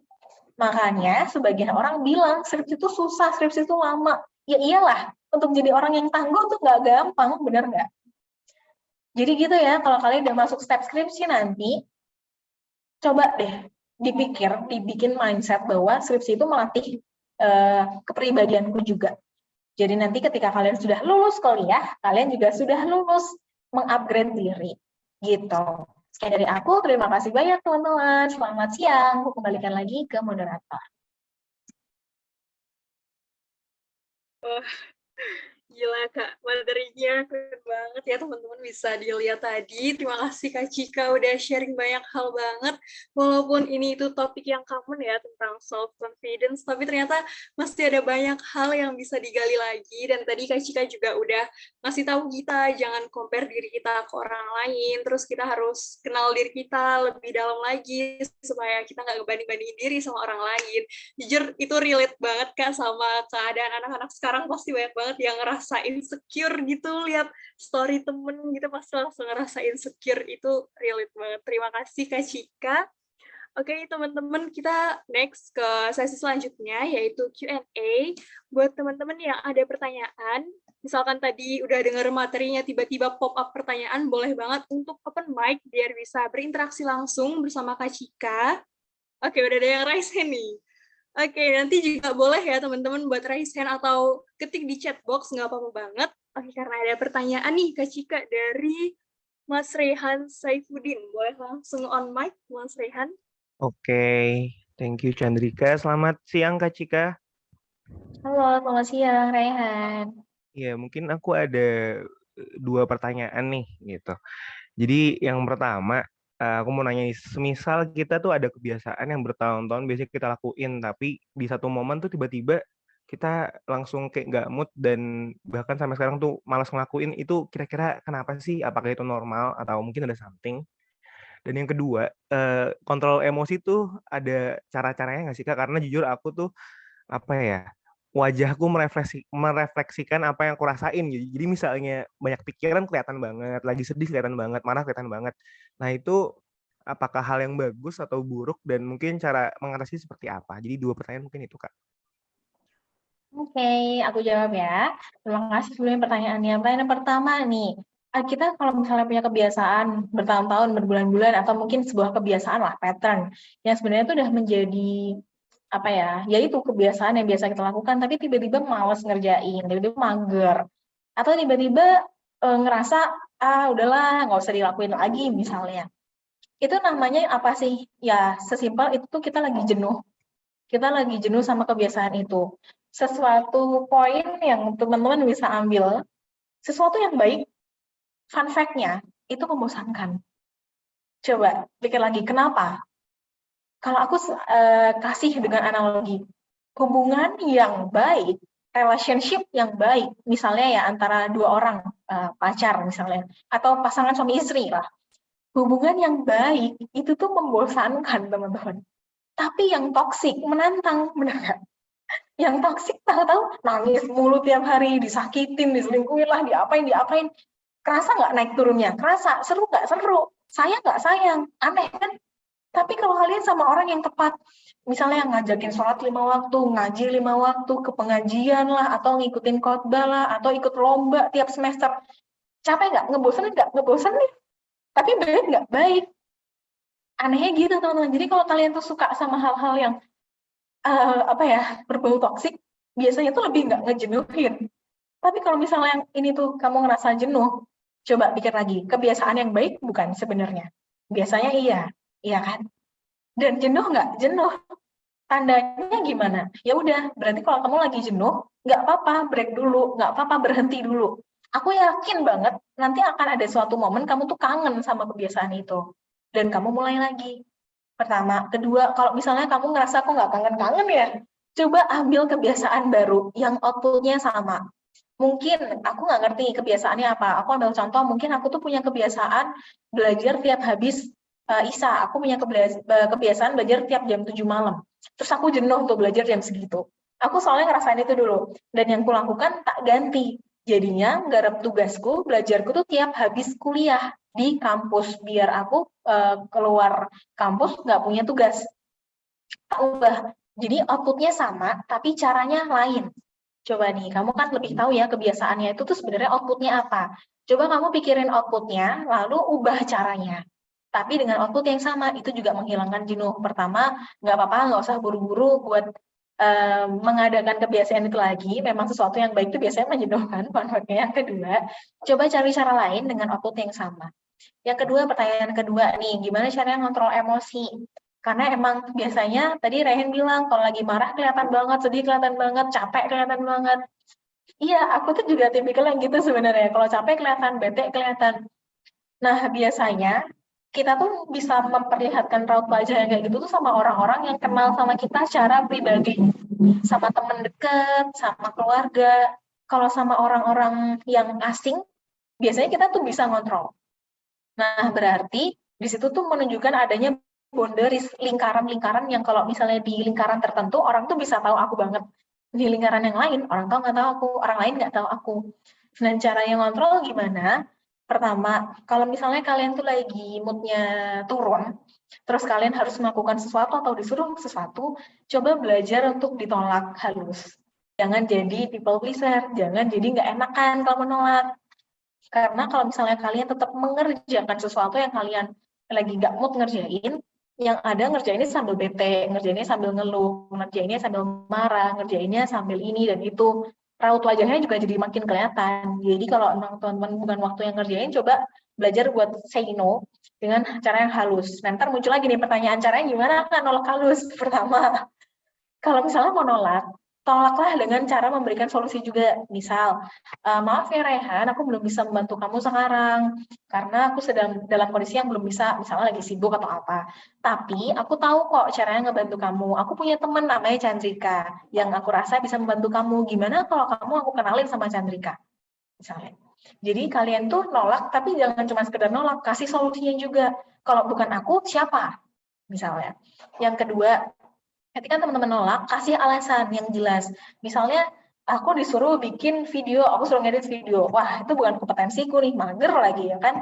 Bilang, misalnya, maaf ya Rehan, aku belum bisa ngedit video, itu bukan kompetensiku. Aku khawatir kalau misalnya nanti Rehan tetap menginginkan aku yang mengerjakan itu, hasilnya tidak sesuai harapan Rehan. Gimana kalau misalnya kita cari bareng yuk, siapa yang kira-kira berkompeten di situ. Jadi nolak tuh selalu dengan solusi. Pertama, coba kalau misalnya Rehan lagi nggak mood belajar buat ngomong, namanya komunikasi asertif. Boleh ya dicatat, belajar untuk asertif. Caranya ngontrol emosi itu satu, asertif. Yang kedua, caranya ngontrol emosi adalah klise, tapi benar. Tarik nafas dan minum. Kenapa sih klise banget? Karena sebenarnya ketika kita tuh lagi capek, lagi nervous, yang dibutuhin itu cuman apa sih? Cuman detak jantung yang lebih stabil, cuman tenang, cuman kadang-kadang tuh pengen kayak gitu nggak sih? Kadang-kadang tuh pengen yang aduh gitu. Dan yang bisa membantu kita tuh cuman tarik nafas dan minum. Apa sih kesamaan di antara keduanya? Kesamaannya adalah sama-sama punya oksigen. Dan oksigen itu adalah hal yang dibutuhkan tubuh kita untuk bisa menyetabilkan detak jantung dan nadi. Jadi lebih tenang. Jadi pun teknik penafasan itu ada, nggak cuma tarik nafas buang. Ada namanya 4 square breathing. Jadi tarik nafas 4 detik tarik nafas, 4 detik tahan nafas, 4 detik keluarin nafas. Kayak gitu dilakuin 12 kali. Banyak ya, banyak. Kalau nggak tahan ya sebisamu aja. Wah, 12 kali yang ada ngap Kak. Iya, biasanya gitu. Tapi yang ada malah ketiduran biasanya, soalnya saking tenangnya. Jadi, ada yang pertama kamu belajar asertif, kedua for breathing square. Ini Acika nanya teknik banget ya, tapi itu tuh mengatasi banget. Dan yang ketiga tadi, sesimpel kamu tahu apa yang kamu suka. Kalau kamu lagi capek, cepet-cepet cari chargermu. Chargermu apa? Makan bakso kek, minum susu kek, ke kantin kek, nonton film kek, nonton series kek, atau jangan-jangan chargermu nih belajar ya kan, nggak ngerti juga. Jadi yang bisa Rehan lakukan adalah coba kamu komunikasi asertif. Yang kedua, belajar tarik nafas yang benar. Sambil minum juga, jangan cuma tarik nafas doang. Terus yang ketiga, belajar untuk tahu lebih dalam apa sih yang membuat Rehan tuh jadi naik lagi moodnya, yaitu dengan melakukan hal-hal yang kamu suka. Satu-satunya mood booster kita adalah hal yang kita suka, bukan hal yang kita bisa. Kalau kita bisa melakukan ini tapi kita nggak suka, biasanya bete juga. Jadi satu-satunya booster kita adalah hal yang kita suka. Jadi kalau kita lagi mood swing, cepet-cepet cari chargernya. Gitu, Rehan. Semoga membantu ya. Kak, sangat membantu. Terima kasih banyak. Terima kasih kembali. Oke, terima kasih Mas Rehan dan Kak Cika. Boleh nih selanjutnya ada Muara, boleh untuk on mic. Sebelumnya, suara saya apa terdengar jelas? Ya, jelas Muara.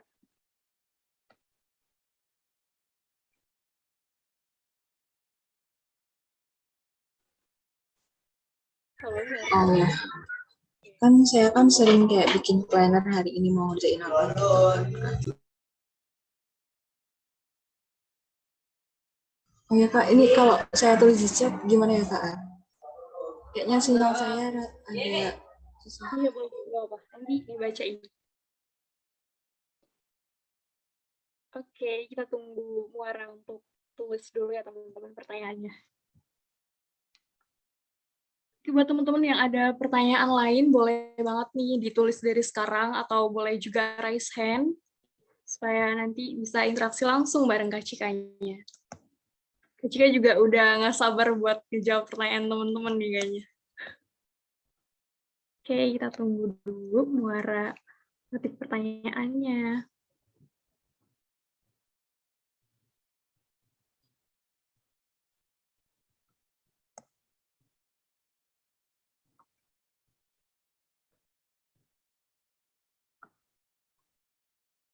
Oke, kayaknya panjang banget nih teman-teman pertanyaan dari Muara.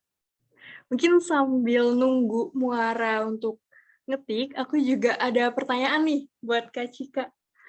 Jadi misal ya nih Kak, ada seseorang kehilangan rasa percaya diri karena kejadian-kejadian di masa lalunya dia. Misalkan di masa lalu itu dia sering di-compare nih sama orang-orang terdekatnya, misalkan sama orang tua, pasti itu kan banyak ya case-case di-compare sama orang tua dibandingin sama anak tetangga gitu karena nilainya lebih tinggi. Terus juga dia tuh punya traumatic event di masa kecilnya dan dia selama pertumbuhan ke dewasa dia juga sering banget mengalami kegagalan di hal-hal yang dia coba gitu. Jadi awalnya dia udah berpikiran nih kalau sebenarnya dirinya tuh bisa, tapi karena didukung oleh kegagalannya dia itu, akhirnya dia berpikiran kalau wah kayaknya bener deh kata orang tua aku kalau emang aku nih kurang dibandingin orang lain, aku ini nggak bisa apa-apa gitu. Dan akhirnya itu berdampak ke dewasa dia dan dia tuh nggak berani untuk mencoba hal baru gitu Kak. Dia jadi takut untuk mencoba hal baru karena kejadian-kejadian yang udah terjadi selama dia masa kecil hingga dewasa gitu Kak. Itu gimana untuk overcome hal tersebut? Oke, pertanyaannya jadi lebih ke ini ya. Dia tuh jadi insecure atau nggak percaya diri gara-gara banyak hal-hal yang sifatnya membuat dia jadi semakin yakin bahwa dia tuh memang nggak bisa, ya nggak sih? Iya, betul. Dari awalnya di-compare, dari awalnya dia menilai orang lain, terus gimana caranya? Satu-satunya cara adalah mengubah mindset, karena ketika kita tuh insecure gara-gara mindset, gara-gara masukin pikiran, maka ngobatinnya juga pakai ini.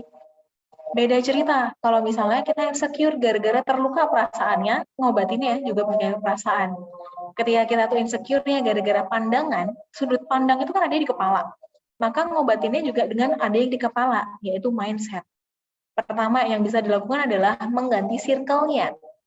Coba diganti circle-nya, teman-teman yang lebih suportif.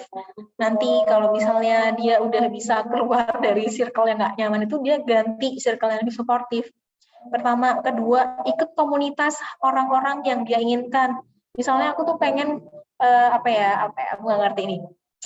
Pengen belajar bahasa Inggris, pengen naikin IELTS, tapi dia insecure soalnya emang nilainya jelek mulu.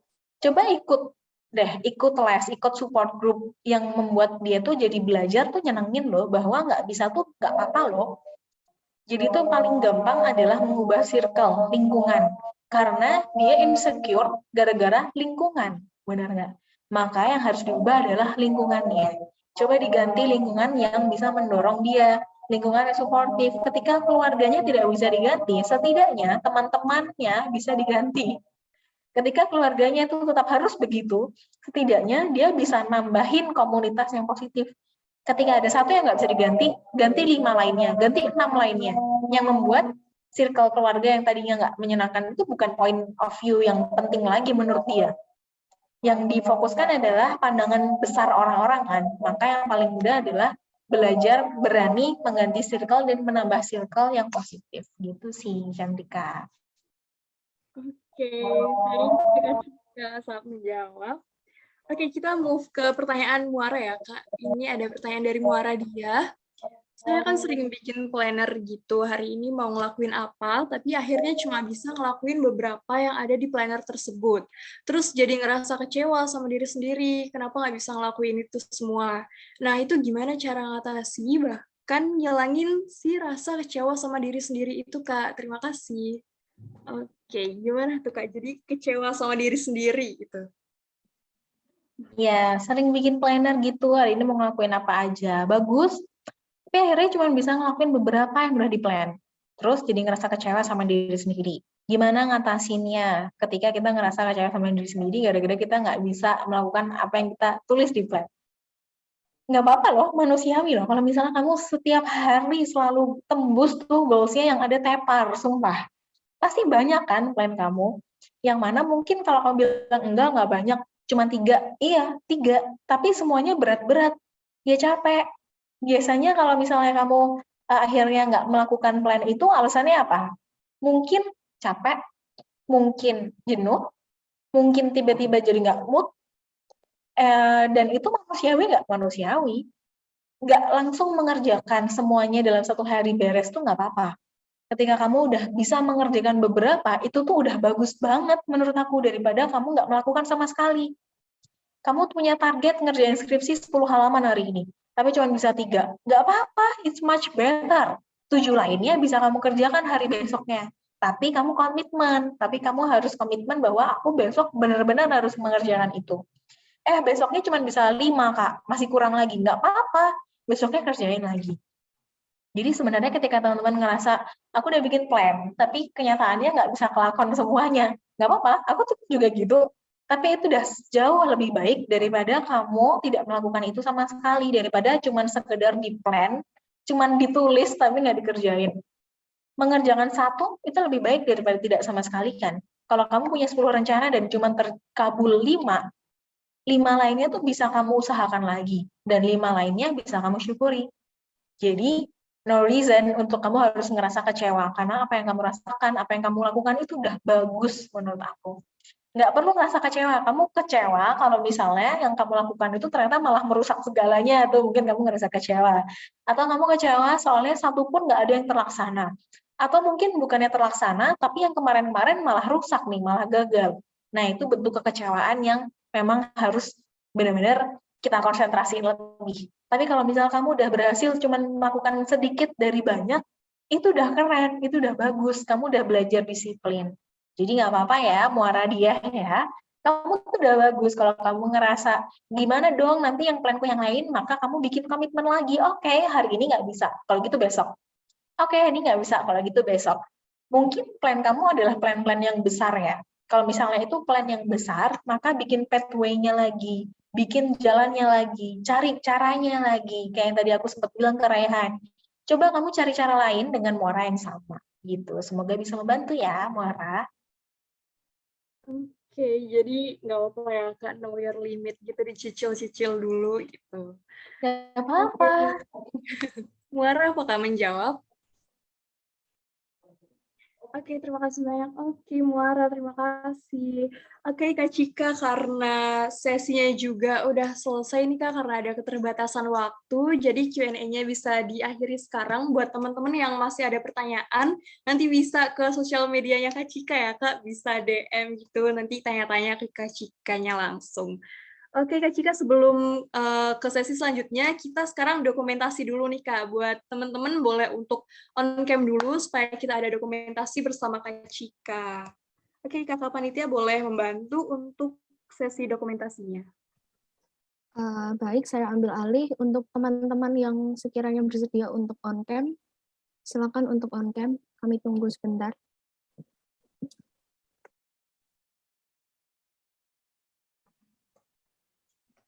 Boleh nih teman-teman buat on-cam.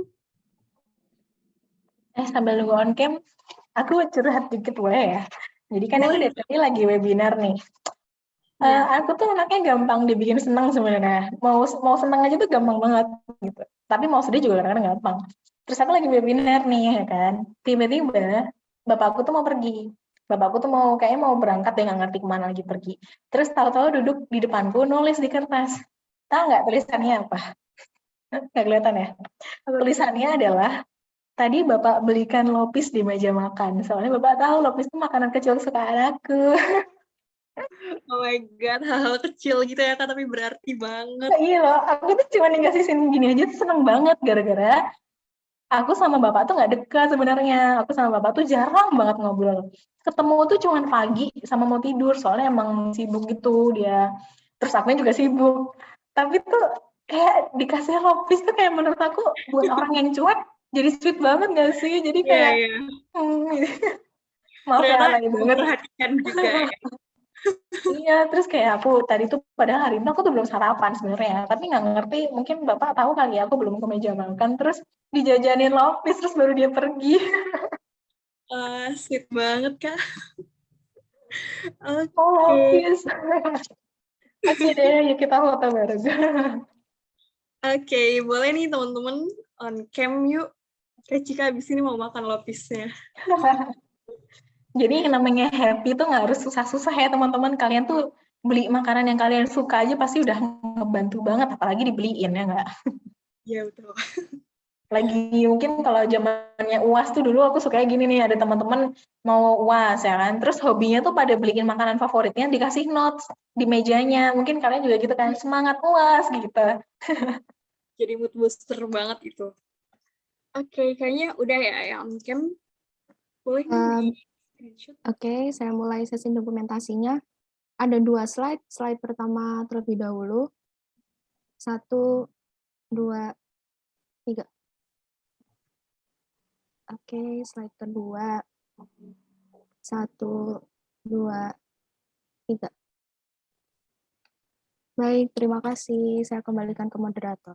Oke, terima kasih Kakak Panitia. Terima kasih juga Kak Cika. Pasti lagi sibuk banget, tapi masih menyempatkan waktunya nih buat datang ke sini sharing-sharing bareng teman-teman Teknik Industri UNS. Semoga teman-teman di sini juga bisa menerapkan materi yang udah Kak Cika sampaikan tadi. Jadi kita bisa nge-boost rasa percaya diri lagi nih setelah kita selesai dari skydiving ini. Oke, teman-teman, karena ini udah mau lanjut ke sesi selanjutnya, nanti ada games. Teman-teman boleh ikut gamesnya. Dan Kak Cika, jika ingin melanjutkan aktivitas selanjutnya, boleh untuk leave. Terima kasih banyak Kak Cika. Teman-teman juga boleh untuk mengucapkan terima kasih nih di chat box buat Kak Cika, karena udah sharing banyak hal pagi hari ini. Terima kasih Kak Cika. Terima kasih. Oke, banyak banget. Wah, Raminya gini dong muncul. Kali ini aja deh tadi. Terima kasih kembali teman-teman. Selamat melanjutkan aktivitas. Semangat ya hari Sabtunya. Jangan lupa makan siang. Nanti kalau nggak makan bete loh kalian. Soalnya bete itu biasanya karena belum makan. Ya, bener. Belum Oke, makan, Kak. kurang tidur ya nggak? Iya. Terima Dadah kasih Kak Cika. teman-teman. Dadah Kak. Oke, boleh dilanjutkan ke sesi selanjutnya. Aku serahkan kembali ke MC. Oke, makasih banyak Kak Chandrika udah memoderatori sesi skydiving kita. Nah, menarik banget gak sih materi kita hari ini tentang self-confidence?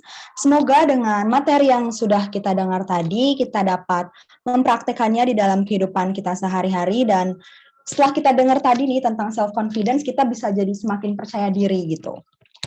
Nah, langsung aja acara selanjutnya yang kita tunggu-tunggu nih, kita bakal main games. Gamesnya apa? Jadi kita bakal main Kahoot. Pasti udah pada kenal juga kan sama games yang satu ini gitu. Jadi kita langsung aja. Tolong mungkin Mbak Operator boleh dikasih link sama kodenya di chat box.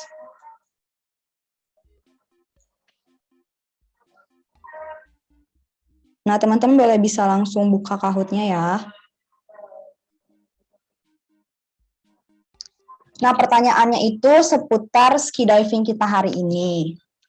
Dan gamesnya juga ada hadiahnya, jadi wajib banget harus join. Oke?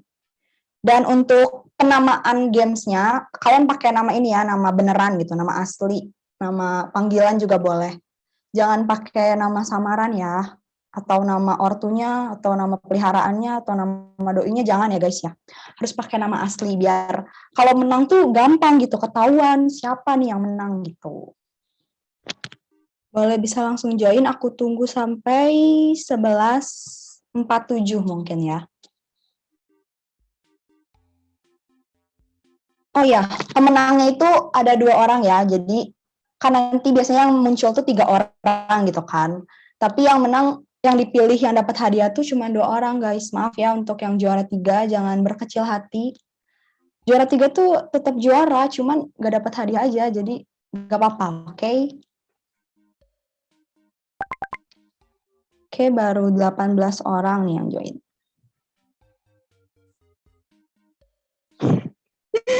Juara 3 gak usah sedih, karena tetap juara. Juara di hati semua orang.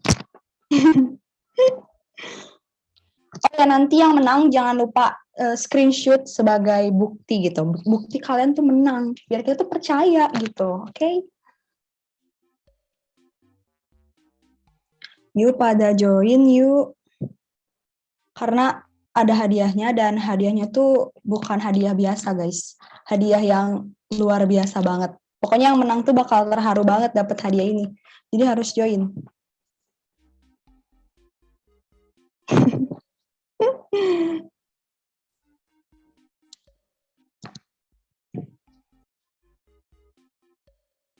Aku tunggu 1 menit lagi deh sampai 11.48 ya. Baru 31.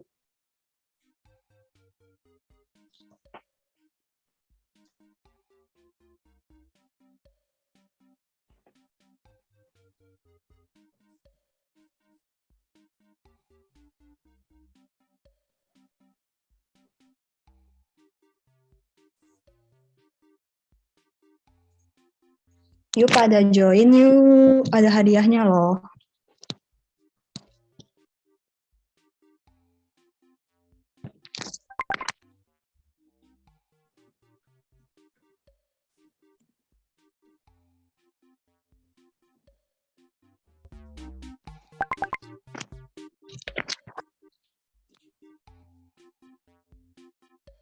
Ada yang masih mau join lagi, teman-teman?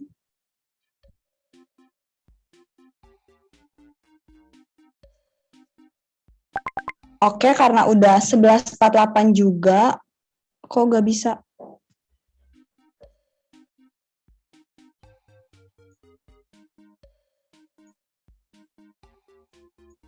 Oke, karena udah jam 11.48 juga, kita bisa langsung mulai aja kali ya. Udah 38 yang join.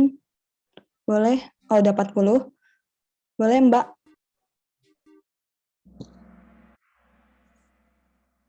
Nah, oke.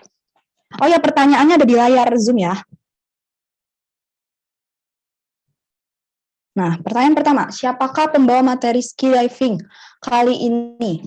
Ada Cika Aulia SPSI, ada Cika Aulia SSI, Cika JKT48, atau Cika Sabrina SPSI?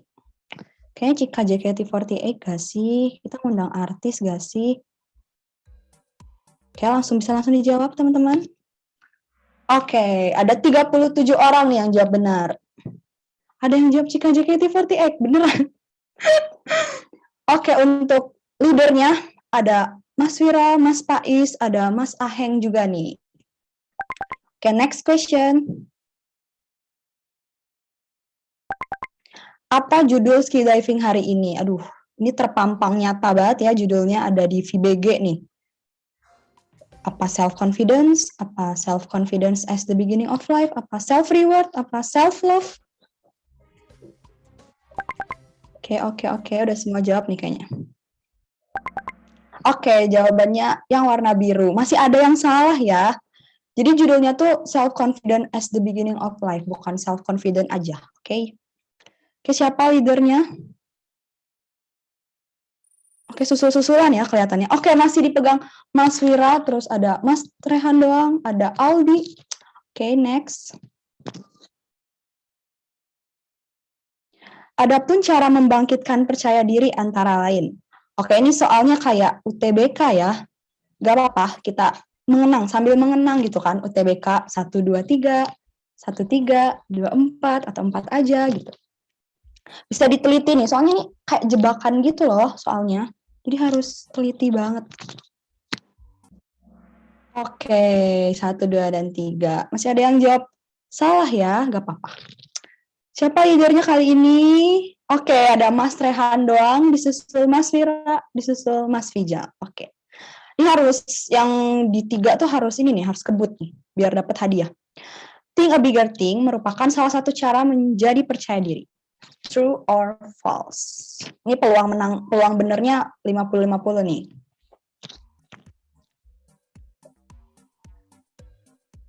Oke. Merhatiin pasti tahu sih. Oke, masih ada 6 orang yang salah. Mungkin tadi putus-putus ya, jadi kurang ini ya, kurang jelas gitu materi. Nggak apa-apa. Ada 37 orang yang benar. Kita lihat siapa leadernya. Oke, disusul lagi sama Mas Wira. Lalu ada Mas Fizal dan Mas Rehan. Mungkin bisa susul-susulan lagi ya, biar 1-2 nih yang menang nih. Berikut yang bukan sumber insecurity dari internal. Tuh tadi ada batu di awal-awal. Kalau merhatiin bisa sih.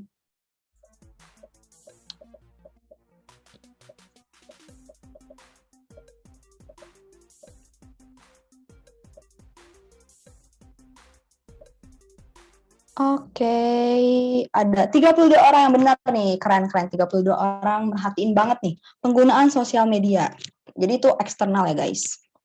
Boleh dilihat leadernya? Siapa nih? Oke, Mas Fizal, terus lanjut Miki, terus lanjut Mas Vera. Oke, keren nih. Udah susul-susulan nih. Udah menikung-menikung ya.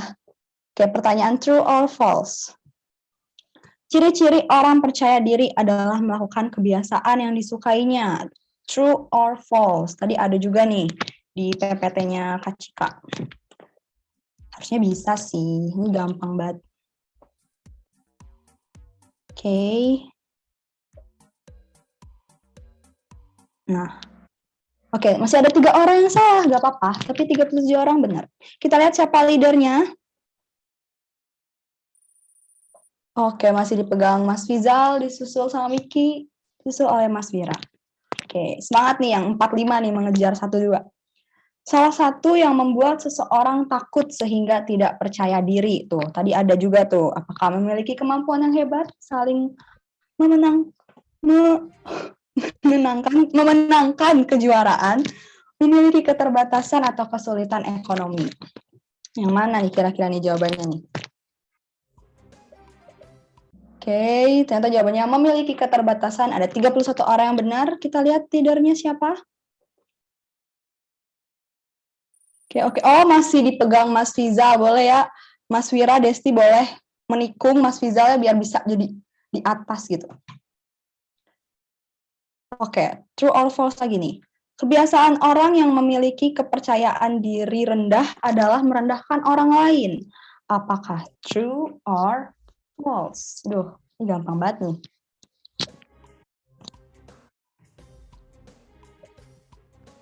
Udah cepet-cepet ya jawabnya. Pasti pada merhatiin banget. Oke, jawabannya adalah true. Masih ada jawab yang false ya, tapi gak apa-apa. Kita lihat leadernya. Jeng jeng, apa masih dipegang Mas Fizal? Oke, masih dipegang sama Mas Fizal, lalu disusul Mas Wira, terus disusul oleh Mbak Angela. Mungkin Mbak Angela boleh menikung ya, biar juara 2. Lalu sikap dan keyakinan atas diri sendiri disebut apa tuh? Apa percaya diri, apa optimis, atau pesimis, atau rendah hati?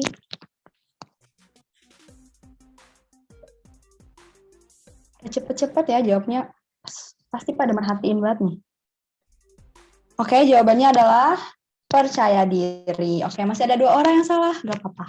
Kita lihat nih, leadernya siapa? Oke, masih dipegang Mas Fizal, disusul Mas Vira, disusul Mbak Angela. Masih ada satu soal lagi nih, harus menikung nih. Oke, pertanyaan terakhir. Potensi yang ada pada tiap diri manusia disebut apa tuh? Tadi ada like, dislike, strength, atau weakness. Duh, ini gampang banget sih, parah kalau ada yang salah nih. Oke, jawabannya adalah strength. Oke, masih ada yang salah, gak apa-apa, mungkin salah pencet kali ya. Sekarang kita lihat siapa yang bakal menang. Jeng, jeng, jeng, jeng. Oke, juara 3-nya ada Mbak Angela, disusul oleh Mas Vira, disusul oleh siapa pemenang utama kita hari ini? Ada Mas Fizal. Yeay. Keren-keren. Untuk Mbak Angela jangan berkecil hati karena juara 3, tapi tetap juara kok Mbak. Gak apa-apa. Mungkin yang juara 1 sama 2 nih boleh raise hand gitu, biar kita tahu nih siapa nih yang menang gitu, biar kelihatan. Boleh Mas Fizal sama Mas Vira boleh raise hand. Mas Vira joki. Oke. Oke, Mas Fizal nih. Aku mau nanya dulu nih. Mas Fizal gimana Mas menang games kali ini gitu? Perasaannya tuh gimana? Apa terharu, apa senang, atau gimana? Alhamdulillah, sepertinya ibuku akan bangga nih. Pasti bangga banget sih, ini harus diumumin di grup WA keluarga ya. Aku menang Kahoot gitu. Terus aku mau nanya lagi nih Mas. Tadi kan Mas udah ngedengerin nih tentang self confidence. Kalau menurut Mas tuh orangnya percaya diri aja, percaya diri banget, atau mungkin kurang percaya diri nih awalnya? Kalau aku kayaknya tergantung sama situasi kondisi ya. Mungkin ada suatu waktu di mana aku bisa pede banget, ada suatu waktu juga aku agak ya nggak terlalu pede gitu. Oke, tapi setelah mendengar tadi tentang kepercayaan diri gitu, apa kepercayaan diri Mas tuh menjadi naik gitu, jadi percaya diri banget gitu, atau gimana Mas?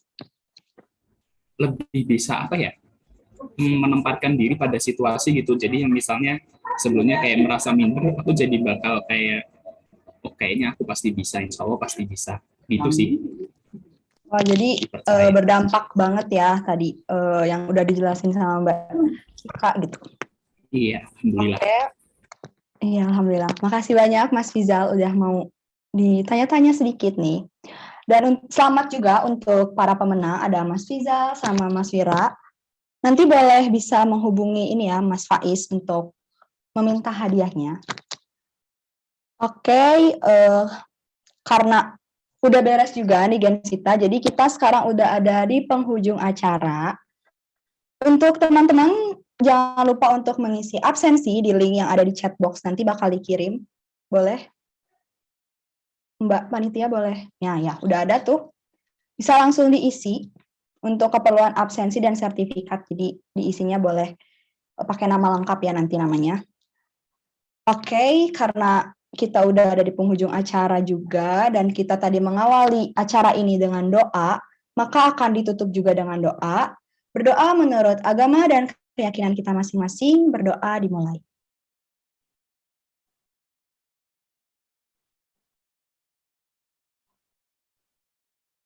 Amin, berdoa tidak pernah usai.